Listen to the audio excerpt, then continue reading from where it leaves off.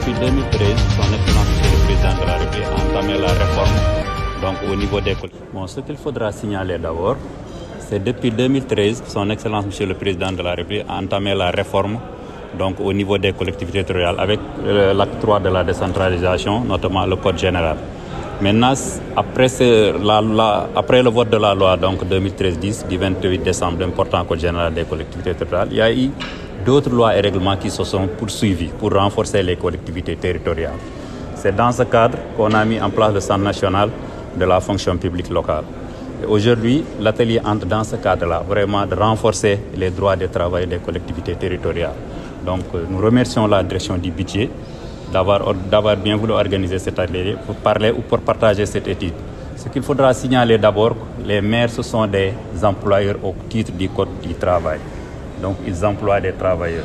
Donc, il y a des obligations qui incombent à ces employeurs. C'est d'affilier les travailleurs au niveau des institutions de prévoyance sociale, notamment l'IPRES, la Caisse de sécurité sociale.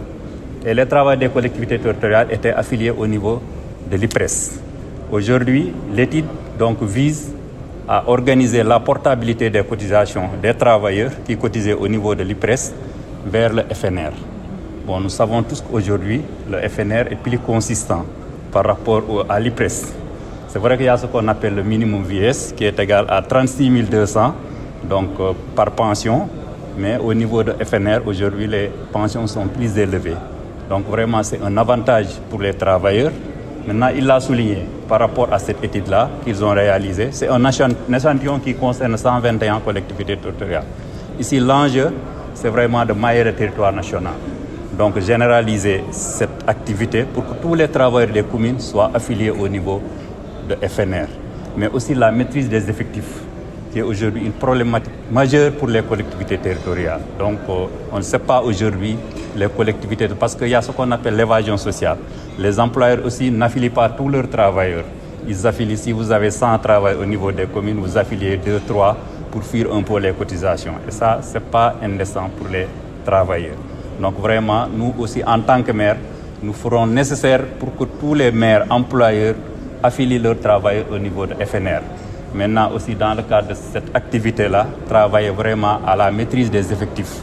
Vraiment, tous les travailleurs qui sont affiliés au niveau de l'IPRES, que leur dossier soit porté au niveau de FNR pour avoir des pensions dignes et décentes. De toute façon, c'est une obligation légale. L'affiliation du travailleur au niveau des IPS, des gestions privées, comme je l'ai dit tout à l'heure, c'est une obligation. Donc, comme c'est une obligation, les employeurs, les maires doivent trouver dans leur budget les moyens pour la contrepartie employeur. Il a parlé d'un taux de 23%, donc il y a une partie qui concerne les employeurs. Donc, dans le cadre des budgétisations des maires, ça aussi c'est un appel que je lance à mes collègues. Au moment d'élaborer le budget, de prévoir vraiment les cotisations sociales par rapport à ces travailleurs. Donc c'est une volonté politique et je sais qu'aujourd'hui les maires sont disposés parce qu'ils sont en train de mettre en place la fonction publique légale. En tout cas, tous les maires, mes collègues sont disposés à respecter vraiment ces dispositions comme vous l'avez cité.